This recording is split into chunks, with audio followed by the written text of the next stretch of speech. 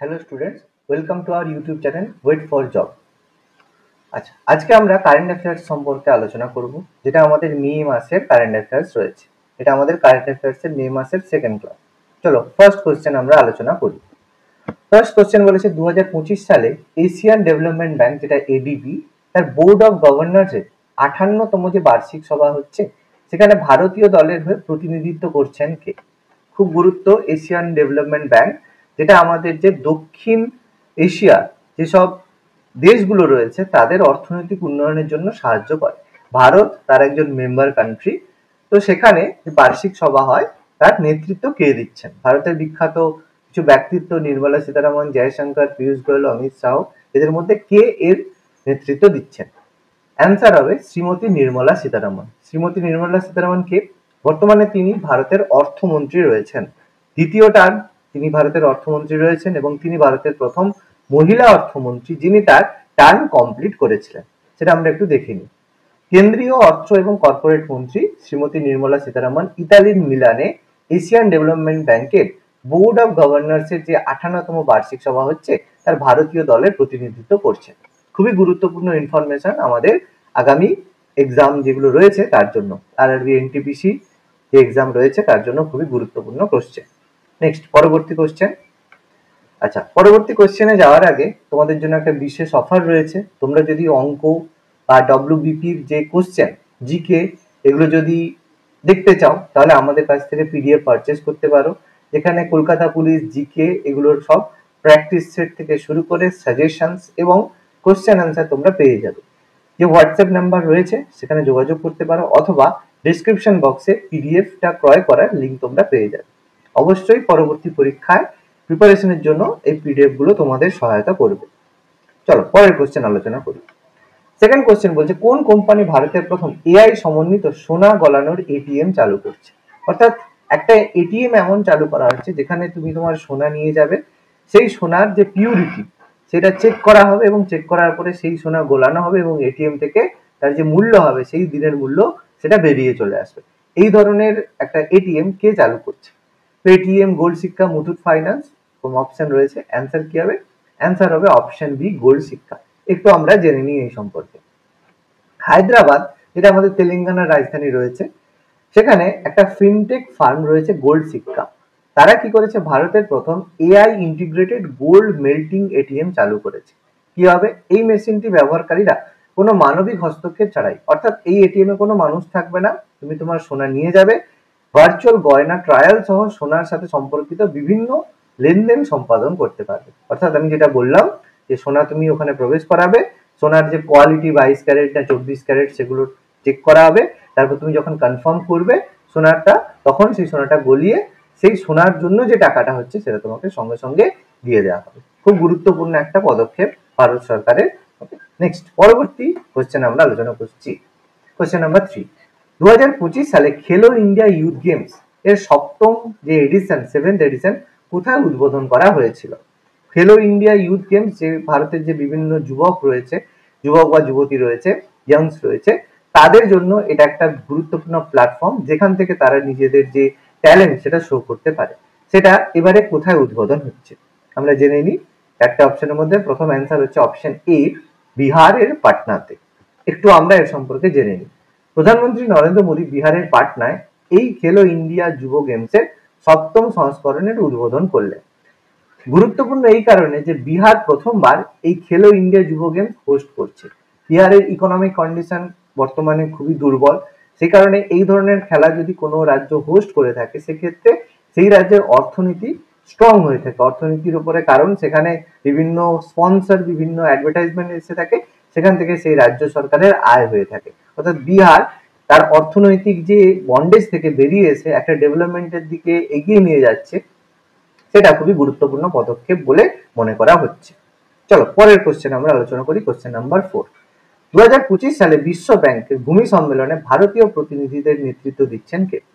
খুবই গুরুত্বপূর্ণ। World bank, যেটা আমরা জানি যে দ্বিতীয় বিশ্বযুদ্ধের পরে United nation, IMF, world bank, এগুলো তৈরি হয়েছিল বিভিন্ন পারপাসের জন্য। তার মধ্যে বিশ্ব ব্যাংক কেন তৈরি হয়েছিল? বিশ্ব ব্যাংক তৈরি হয়েছিল পৃথিবীর যে বিভিন্ন দেশগুলো রয়েছে তাদের অর্থনৈতিক, কেউ যদি কোনো দেশ সমস্যার মধ্যে পড়ে তাদের অর্থনৈতিক সাহায্য করার জন্য। তো সেখানে ভারতের কে নেতৃত্ব দিচ্ছেন? চারজন খুবই গুরুত্বপূর্ণ ভারতের ব্যক্তিত্ব, নির্মলা সীতারামন, পঙ্কজ আগরওয়াল, বিবেক ভারদ্বাজ আর সঞ্জয় মালহোত্রা। অপশন কি হবে? অ্যান্সার হবে অপশন সি, বিবেক ভারদ্বাজ। এবার এই বিবেক ভারদ্বাজ ব্যক্তিটা কি সেটা আমাদের একটু জানাটা প্রয়োজন। তিনি হচ্ছেন ভারতের পঞ্চায়েতি রাজ মন্ত্রকের সচিব। ভারতের যে পঞ্চায়েতি রাজ আমরা জানি 1992 সালে পঞ্চায়েতি রাজ হয়েছিল, যার ফলে সারা ভারতে পঞ্চায়েতি রাজ সূচনা হয়েছিল। তার যে সচিব একজন থাকে, বিভিন্ন মন্ত্রী থাকে এবং মন্ত্রীকে সাহায্য করার জন্য কোনো আইএস বা আইপিএস অফিসারকে অ্যাপয়েন্ট করা হয়, তাকে সচিব বলা হয়। সেই সচিব হচ্ছেন বিবেক ভারদ্বাজ। তিনি এই ভূমি সম্মেলনে ভারতীয় দলের প্রতিনিধিত্ব হয়ে যাচ্ছেন। এরকম প্রধানমন্ত্রী, মুখ্যমন্ত্রী সবার এই ধরনের বিভিন্ন আইএস আইপিএস সচিব থাকে, এরা কেন্দ্রীয় সরকারের কর্মচারী হয়ে থাকে। নেক্সট পরের কোশ্চেন আমরা আলোচনা করছি, কোশ্চেন নম্বর 5। মে 2025 রিপোর্ট অনুসারে ভারতীয় রিজার্ভ ব্যাংক ফাইন্যান্সিয়াল ইয়ার 2025 কত সোনা যোগ করেছে? সোনা আমরা ভালোভাবেই জানি যে প্রত্যেক দেশ সোনা তাদের কেন্দ্রীয় ব্যাংকে সোনা রিজার্ভ করে রাখে। কিসের জন্য? বিভিন্ন সময়ে যদি তাদের দেশে অর্থনৈতিক ক্রাইসিস দেখা দেয়, এই সোনার বিনিময়ে তারা বিভিন্ন দেশ থেকে লোন নিতে পারে। সেরকম প্রত্যেক দেশই এই ধরনের সোনা রাখে, ভারতেও এভাবে রিজার্ভ ব্যাংক সোনা নিয়ে থাকে। এবছর ফাইন্যান্সিয়াল ইয়ার 2025 ভারত রেকর্ড সংখ্যক সোনা ইম্পোর্ট করেছে। তার কারণ অন্য রয়েছে, যার কারণ আমাদের অ্যাকচুয়ালি ডলারের এগেনস্টে একটা স্ট্রং কারেন্সি ব্রিক্সে সাবমিট করার জন্য। ব্রিক্স একটা কারেন্সি তৈরি করছে, সেখানে ডলারের এগেনস্টে একটা যে কারেন্সি তৈরি হবে, সেই জন্য ভারত তার এগেনস্টে সোনা করছে ডলারকে রিপ্লেস করার জন্য। কত সোনা আমদানি করেছে এই বছর 2025? অ্যান্সার হচ্ছে 58 টন। 58 টন সোনা ভারত আমদানি করেছে। একটু জেনে নিই যে রিজার্ভ ব্যাংক এবারে 58 টন সোনা আমদানি করেছে, যার ফলে মোট সোনার মজুদ 879.59 টনে দাঁড়িয়েছে। এই সোনা শুধুমাত্র রিজার্ভের জন্য, গয়নার যে সোনা হয় তার থেকে এটা কিন্তু আলাদা। তোমরা এই সোনা থেকে আমরা কি করতে পারি? বিভিন্ন লোন নিতে পারি, গোল্ড বন্ড নিতে পারি, গোল্ড লোন নিতে পারি। ওকে, নেক্সট পরের কোশ্চেন, কোশ্চেন নাম্বার 6। কেন্দ্রীয় বেসামরিক পরিবহন মন্ত্রী রামমোহন নাইডু কিঞ্জরাপুতে দুটি নতুন গ্রিনফিল্ড বিমানবন্দর স্থাপনের অনুমোদন দিয়েছে। এগুলো কোথায় তৈরি হচ্ছে? নতুন বিমানবন্দর দুটো তৈরি হচ্ছে অবশ্যই দুটো গুরুত্বপূর্ণ পারপাসে। অপশন ডি, কোটা রাজস্থানে আর পুরী উড়িষ্যাতে। এগুলো আমরা দেখতে পেয়েছি, একটা রাজস্থানের কোটায় আর একটা পুরীর উড়িষ্যায়। এবার এগুলোর পারপাস কি? পারপাস হচ্ছে রাজস্থানের কোটায় বিভিন্ন যে মেডিকেল এন্ট্রান্সের এক্সামের জন্য সারা ভারত থেকে রাজস্থানের কোটায় স্টুডেন্টরা পড়াশোনা করতে যায়, তাদের সুবিধের জন্য এখানে তৈরি হচ্ছে। আর উড়িষ্যার পুরীতে হচ্ছে যে কেন্দ্রীয় সরকার যে 4 ধাম প্রজেক্ট তৈরি করছে, তার মধ্যে পুরী একটা অন্যতম। তো সেখানেও যাতে সাধারণ মানুষ খুব ইজিলি পৌঁছতে পারে, সেই কারণে তৈরি হচ্ছে। অর্থাৎ এটা কেন্দ্রীয় সরকারের পর্যটন বিভাগকে বুস্ট করার জন্য বা সহায়তা করার জন্য একটা বড় পদক্ষেপ। Next question, question number 7। দেশের প্রথম আন্তঃরাজ্য চিতা করিডোর কোন দুটি ভারতীয় রাজ্যকে যুক্ত করছে? গুরুত্বপূর্ণ 4টে অপশন দেওয়া আছে। অ্যান্সার হচ্ছে অপশন বি, মধ্যপ্রদেশ এবং রাজস্থান। একটু জেনে নিই এই সম্পর্কে।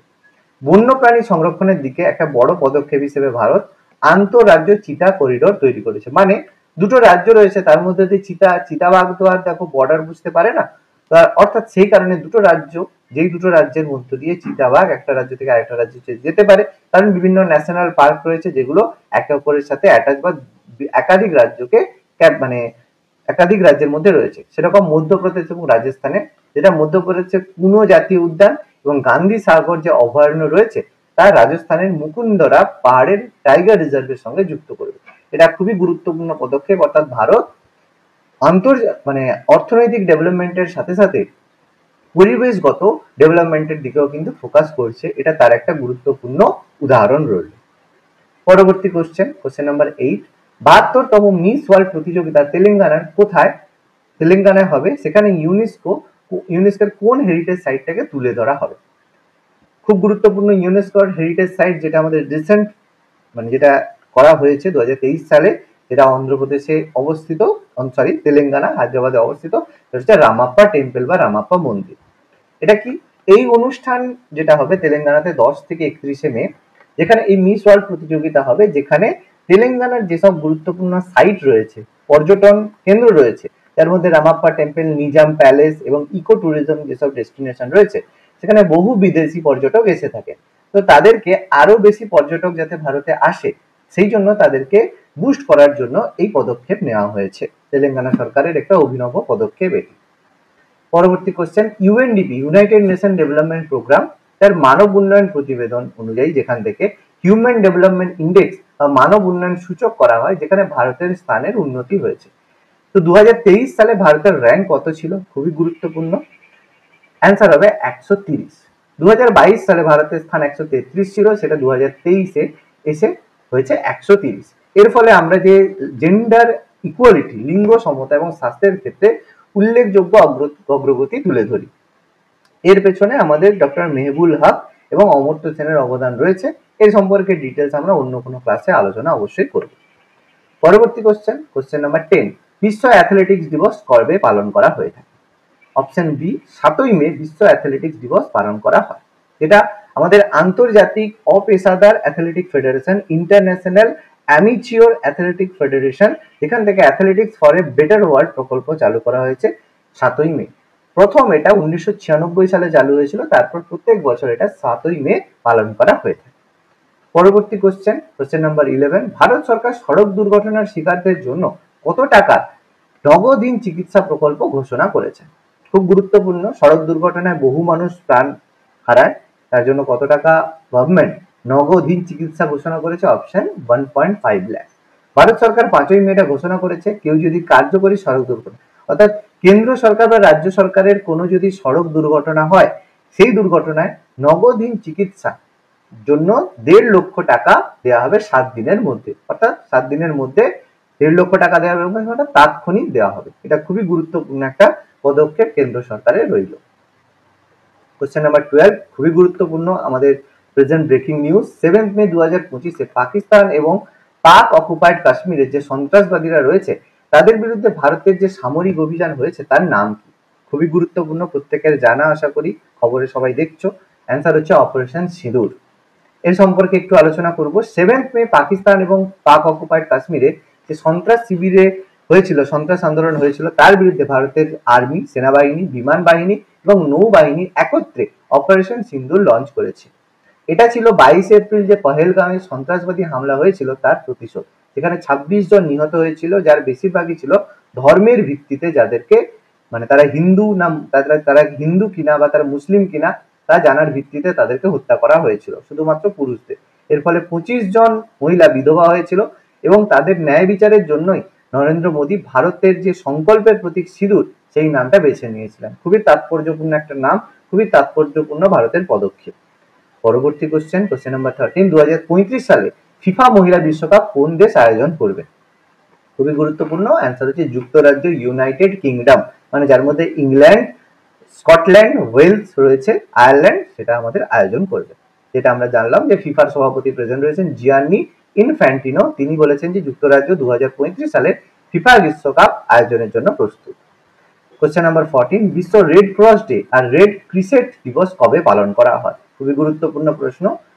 8 মে পালন করা হয়ে থাকে। একটু জানিনি, এটা হেনরি ডুনান্টের তার জন্মবার্ষিকী হিসেবে পালন করা হয়, যিনি 8ই মে 1828 সালে জন্মগ্রহণ করেছিলেন। এর সম্পর্কে বিস্তারিত আমরা জিকে ক্লাসে আলোচনা করব। Question number 15, last question, Indian Institute of Foreign trade IIFT এর নতুন অফ ক্যাম্পাস সেন্টার কোথায় স্থাপন করা হয়েছে? 4টে অপশন খুবই গুরুত্বপূর্ণ। অ্যান্সার হচ্ছে Gandhinagar. Indian Institute of Foreign Trade গান্ধীনগরের গিফট সিটিতে একটা অফ ক্যাম্পাস স্থাপন করেছে, যেটা আমাদের জাতীয় শিক্ষানীতি 2020-র সাথে সঙ্গতিপূর্ণ রয়েছে, যার লক্ষ্য হচ্ছে বহুমুখী শিক্ষা করা এবং যে বিভিন্ন কম্পিটিটিভ হয়, বিশ্বব্যাপী যে প্রতিযোগিতামূলক কম্পিটিটিভ এক্সাম হয়, সেখানে যাতে স্টুডেন্টরা প্রবেশ মানে যে এন্ট্রান্স পরীক্ষায় পাস করতে পারে, তার জন্য। ওকে, ক্লাসটা ভালো লাগলে অবশ্যই কমেন্ট করবেন এবং চ্যানেলটি অবশ্যই সাবস্ক্রাইব করবেন। ধন্যবাদ।